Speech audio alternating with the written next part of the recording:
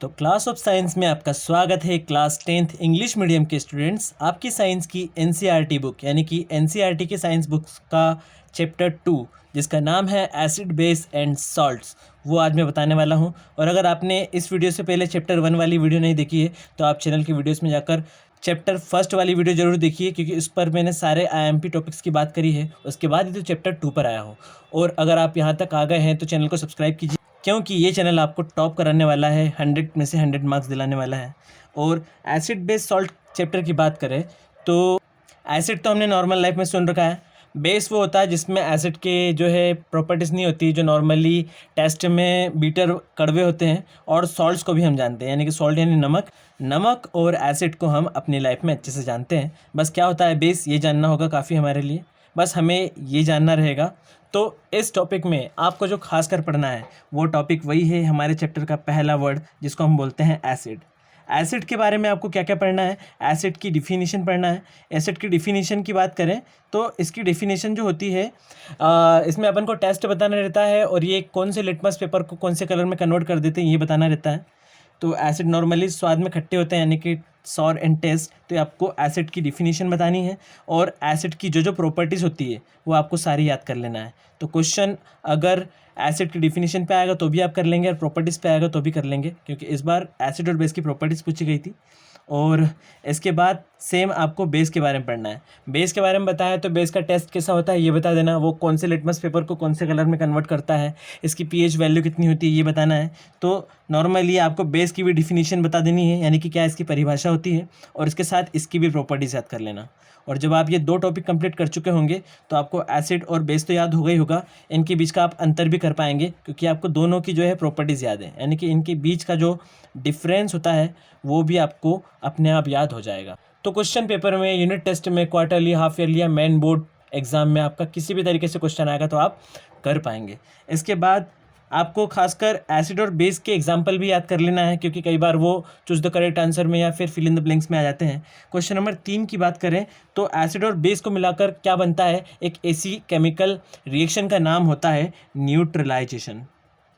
Neutralisation आपको याद कर लेना है, क्या होता है न्यूट्रलाइजेशन। आपको नॉर्मली बताऊं तो जब एसिड और बेस की जब रिएक्शन करवाते हैं तो इनकी रिएक्शन के बाद ना एसिड बचता है ना बेस बचता है, नॉर्मली वाटर और सॉल्ट बनते हैं। इस पूरी प्रोसेस को न्यूट्रलाइजेशन कहते हैं। इसको आप प्रॉपरली अपने टीचर के हिसाब से याद कर लेना। जब आप न्यूट्रलाइजेशन याद करेंगे तो इसका आपको केमिकल रिएक्शन जरूर याद कर लेना है लिख कर, क्योंकि उसके बिना आपका काम नहीं चलने वाला है। और इसके बाद आप इसका एग्जाम्पल बता देना है, वैसे एग्जाम्पल भी केमिकल रिएक्शन में कवर हो जाएगा। इसके बाद आपको पढ़ लेना चाहिए एक ऐसा टॉपिक जो आज तक आपने नहीं पढ़ा होगा। उस टॉपिक का नाम है हाइड्रोजनेशन। स्पेलिंग मिस्टेक हो सकती है, लेकिन आप टॉपिक पे ध्यान दीजिए। आपको टॉपिक अच्छे से याद करना है और स्पेलिंग भी आपको याद करना है, क्योंकि एग्जाम में आप लिख कर आने वाले हैं। मेरा काम केवल आपको रास्ता दिखाना है, और अगर आप मेरे दिखाए हुए रास्ते पे चलेंगे तो आप टॉप ज़रूर करेंगे। हाइड्रोजनेशन में आपको इसकी डिफिनीशन याद करना है और इसकी केमिकल रिएक्शन याद कर लेना है कि केमिकल रिएक्शन क्या होती है। इतने में आपका काम हो जाएगा। और हाइड्रोजनेशन का यूज़ कहाँ पर होता है, फैक्ट्री लेवल पे हाइड्रोजनेशन का यूज़ होता है। तो ये काम मैं आप पर छोड़ता हूँ, मुझे कमेंट करके बताइए कि हाइड्रोजनेशन का यूज़ कहाँ पर होता है। आपकी कमेंट का वेट रहेगा। क्वेश्चन नंबर 5 पे चलते हैं। क्वेश्चन नंबर 5 में आपको याद करना है ब्लीचिंग पाउडर। ये हमने डेली लाइफ में सुना हुआ वर्ड होता है। ब्लीचिंग पाउडर के बारे में एग्जाम में क्या क्या पूछ सकते हैं, तो सबसे पहले इसका केमिकल नेम पूछ सकते हैं या फिर केमिकल फॉर्मूला पूछ सकते हैं, यानी कि केमिकल नेम या फिर केमिकल फॉर्मूला। इसके अलावा इसको आप लेबोरेटरी में कैसे बना सकते हैं, यानी कि इसकी मैकिंग कैसे होती है, ये आपको याद कर लेना है। मैकिंग के बाद रिएक्शन तो आप याद करेंगे ही करेंगे। और इसके अलावा आपको ब्लीचिंग पाउडर की प्रॉपर्टीज़ याद कर लेना है कि इसकी प्रॉपर्टीज़ क्या होती है।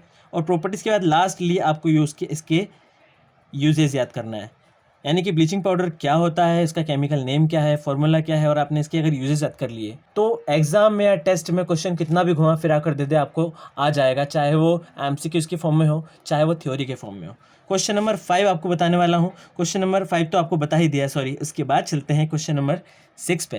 क्वेश्चन नंबर 6 पे हम एक ऐसे ही कंपोनेंट की बात करेंगे जो हमारी डेली लाइफ में फिर से आता है। तो इस पूरे चैप्टर में अधिकतर चीज़ें वो हैं जो हमारे सामान्य जीवन में देखते हैं। उसी में से एक है वॉशिंग सोडा। वॉशिंग सोडा के ऊपर टीवी के एडवर्टाइजमेंट भी बहुत सारे आते हैं, वही वाला वॉशिंग सोडा है।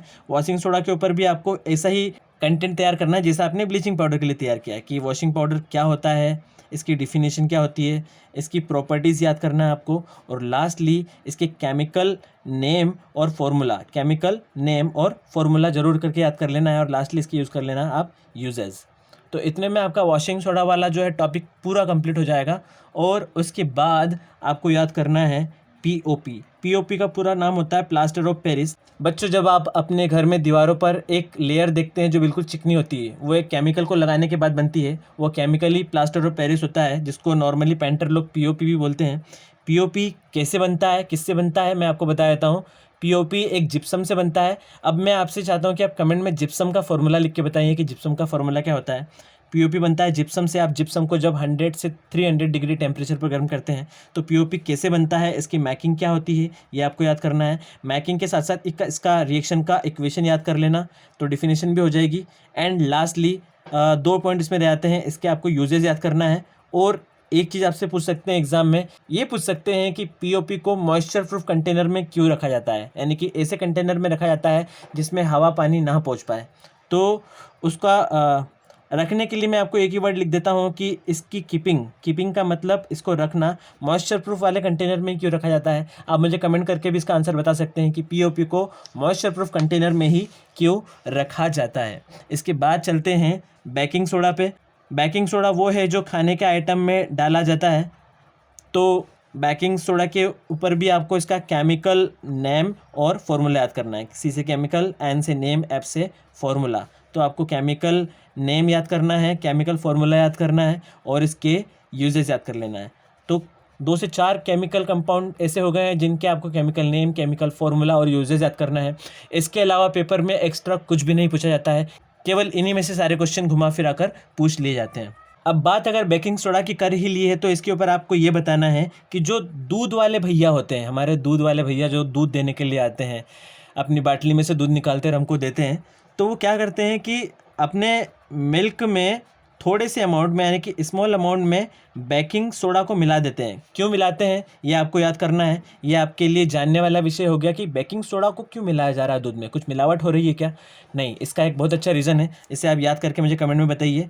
मैं तो बता ही सकता हूँ, लेकिन मैं आपका भी जो है इस वीडियो में कितना इन्वॉल्वमेंट है वो देखना चाहता हूँ। और इसके अलावा ये बताना है कि जो मिल्क होता है, मिल्क को कर्ड में कन्वर्ट करने में, यानी कि दूध को दही बनने में टाइम लगता है, थोड़ा टाइम लगता है, अचानक से नहीं बन पाता। इसका रीज़न क्या है आपको ये भी याद कर लेना है। इसमें से क्वेश्चन कोई भी एक बोर्ड एग्जाम में आ सकता है। अब चलते हैं पीएच वैल्यू के ऊपर। क्या होती है पीएच वैल्यू, ये वर्ड आपने लाइफ में पहली बार सुना होगा। ये एसिड और बेस से रिलेटेड वर्ड है। पीएच वैल्यू वो वैल्यू होती है जिसमें एसिड और बेस का हम कंपैरिजन कर पाते हैं। क्या होती है पीएच वैल्यू, क्या होता है पीएच स्केल, ये आपको याद करना है। पीएच स्केल बहुत ही इजी से इसकी डिफिनेशन होगी, वो याद करना है। और पीएच स्केल का हमारा डेली लाइफ में क्या इम्पोर्टेंस है ये आपको याद कर लेना है। इन तीनों में से कोई भी एक क्वेश्चन मेन एग्जाम में या फिर आपके यूनिट टेस्ट में, क्वार्टरली वगैरह में आ रहा है। अब एक नेम रिएक्शन की बात करते हैं जिसका नाम है क्लोर एल्काली रिएक्शन। क्लोर एल्काली रिएक्शन क्या होती है, बहुत छोटी सी डिफिनीशन है, 2 से 3 लाइन की डिफिनीशन और साथ में एक इक्वेशन है। इतने में आपका आंसर कवर हो जाएगा। इसको जल्दी से याद कर लेना क्योंकि बहुत आईएमपी वाले आंसर में से एक है ये। क्वेश्चन नंबर 12 की बात करें तो अब आपको याद रखना है कि जो एसिड होते हैं ना, एसिड वो जब ड्राई फॉर्म में होते हैं, ड्राई का मतलब जब वो एक्वस फॉर्म में नहीं होते हैं तो वो एसिड वाला बिहेवियर नहीं करते हैं। यानी कि जो एसिड वाले केमिकल होते हैं वो ड्राई फॉर्म में हो सकते हैं, और जब वो ड्राई फॉर्म में होते हैं तो उनका बिहेवियर एसिड जैसा नहीं होता है। तो क्यों नहीं होता है वो आपको याद रखना है। क्वेश्चन इस तरीके से आएगा कि why the acidic substance do not show acidic behaviour without water. तो आपको इस टाइप का क्वेश्चन आ सकता है और आपको भी जानने की इच्छा होगी कि ऐसा क्यों है, तो जरूर कैसे याद कर लेना। ये तो बात हमने ड्राई एसिड सब्सटेंस की बात करी थी, लेकिन जब एसिड का एक्वस सॉल्यूशन हो, कैसा solution, aqueous solution. Aqueous solution का मतलब लिक्विड फॉर्म में जब हो हमारे पास एसिड तो वो इलेक्ट्रिसिटी का कंडक्शन कर सकता है। इलेक्ट्रिसिटी का, आप लोगों ने बड़ी बड़ी जो बैटरीज दिखी होगी जो गाड़ियों में लगती है, उनके अंदर एसिड ही होता है और उन बैटरी से इलेक्ट्रिसिटी निकलती है। तो इससे प्रूफ होता है कि एसिड जो है इलेक्ट्रिसिटी का कंडक्शन कर सकता है। लेकिन क्यों aqueous solution of acid conducts electricity why. आपको इसका आंसर पता करना है, पता करके याद कर लेना क्योंकि मेन एग्जाम में आने वाला है और यही सारे पॉइंट आपको टॉप भी कराने वाले हैं। जब एसिड की बात हो गई है, एसिड के साथ इलेक्ट्रिसिटी की बात हो गई है, तो एक बहुत ही अच्छा टॉपिक है जो इस चैप्टर में आता है।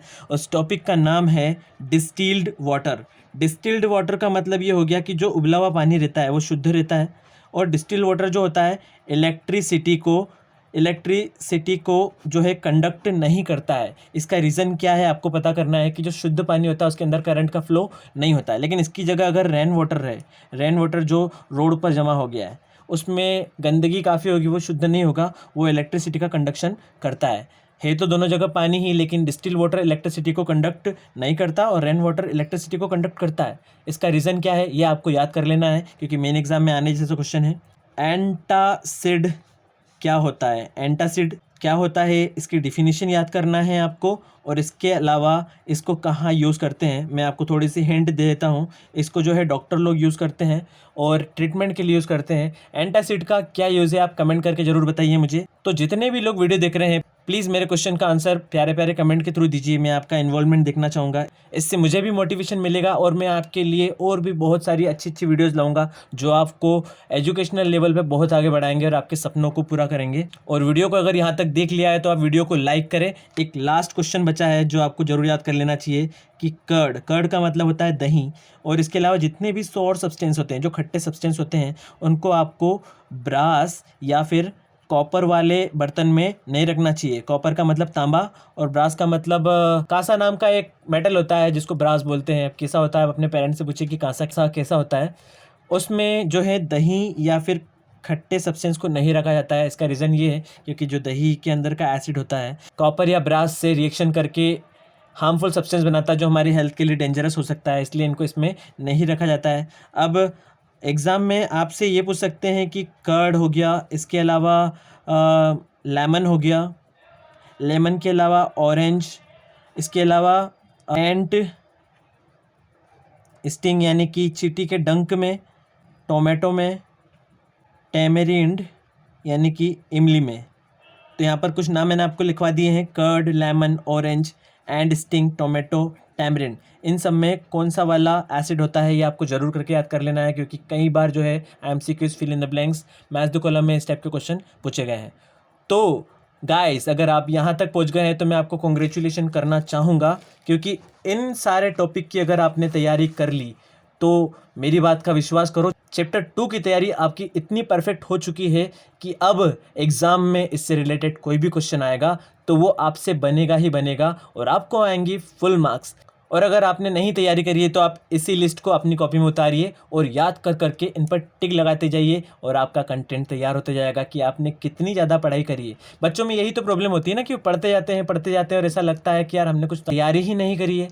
तो ये आपका पढ़ने का तरीका हो सकता है कि आप लिस्ट बनाइए, क्वेश्चन को याद करके उस पर टिक लगाते जाइए और जितने ज़्यादा टिक दिखेंगे आपको उतना ज़्यादा मज़ा आएगा और पढ़ाई उतनी बेस्ट होगी और धीरे धीरे आपको पता चलेगा कि आपकी तैयारी 100% हो गई है। तो इसी तरीके से हमारा चैनल आपको बढ़ाने के लिए हमेशा तत्पर है। आप वीडियो को लाइक करेंगे, शेयर करेंगे, कमेंट करेंगे तो ही तो आपके लिए चैनल और भी वीडियोज़ लाएगा। अगर आपको ये वीडियो वाकई में पसंद आई है तो अपने दोस्तों को शेयर ज़रूर करें। Thank you very much.